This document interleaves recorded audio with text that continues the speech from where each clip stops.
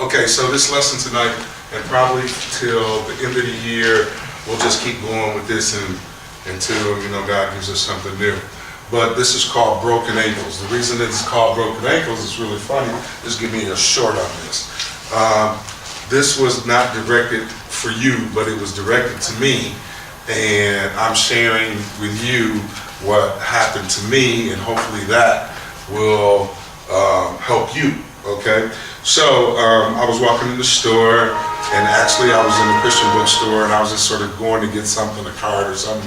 I think I was going to get a card for a brother that was sick, and then I was going to the store, and I just happened on a book, and the book was called So You Call Yourself a Man. I mean, that right away just jumped off at me, and I'm like, so you call yourself a man? And the Spirit began to deal with me. And I said, well, I'm going to go on and buy the books. I'm sort of done with Jake's, but let me go on and buy a book. So I bought the book, and I began to open up the book, and I began to read it, and it took me to Acts 3.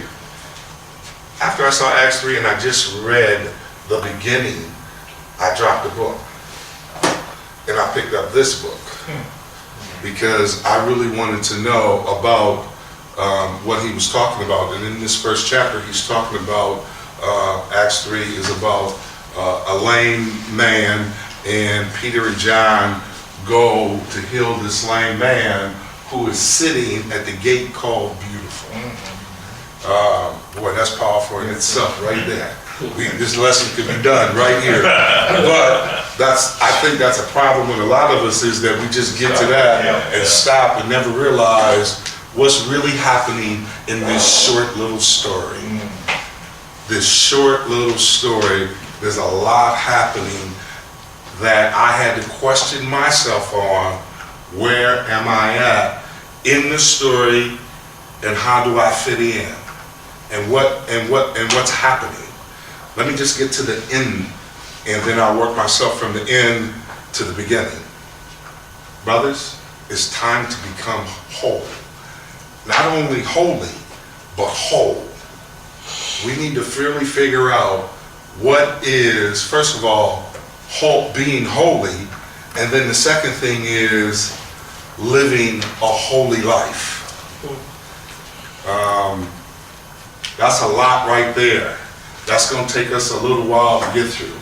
So that's just to start us off. But let's start it. Whoever's got the word in front of them. If you don't, share with somebody. But here's where I want to start off. It says, Peter and James went to the temple one afternoon to take part in the 3 o'clock prayer service. I'm going to stop right there for 1 second. Brothers, the first question, if everybody pulls out their questions. Vince, why don't you read me my first question, please? Absolutely. Are you going to church on a regular basis? Are you just a Sunday guy or a Sunday, Wednesday, and prayer meeting guy? Okay. Everybody got that first question? I hope that, whoever, if we get this video going and that question, I hope everybody can hear it.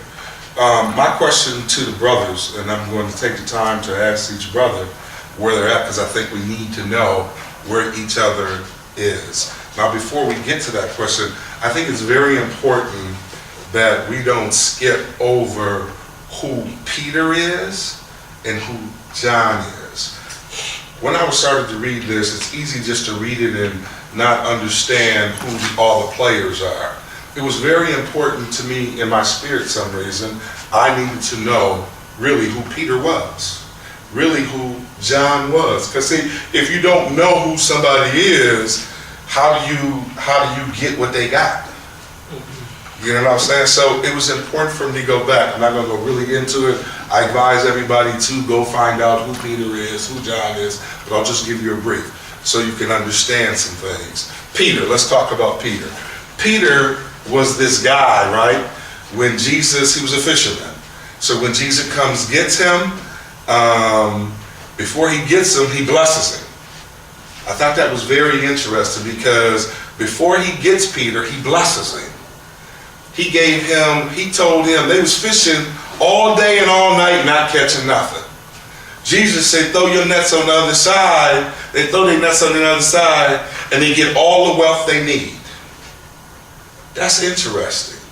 Peter then sits down with Jesus. Jesus says, hey, I want you to come be with me now.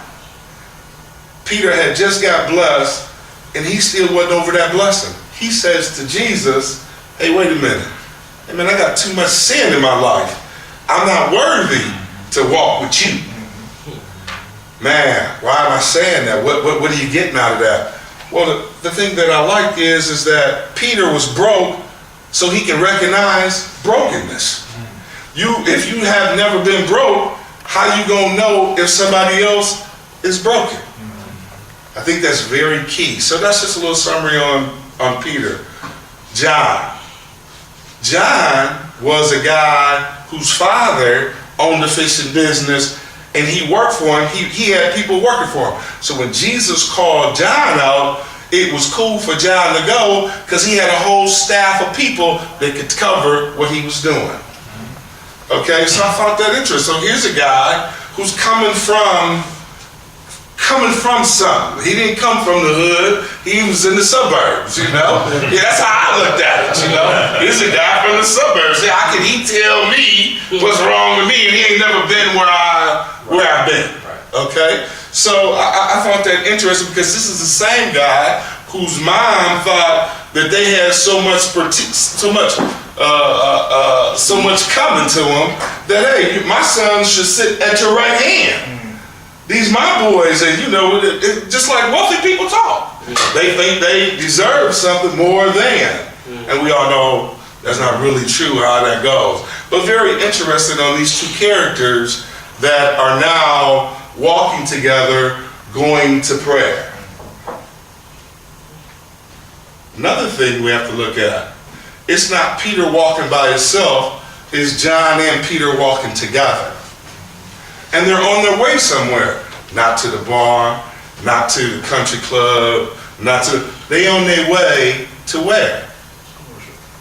To church. So if we're not going to church and we don't have a prayer life, we got some problems. I'm just saying from out of here what it is.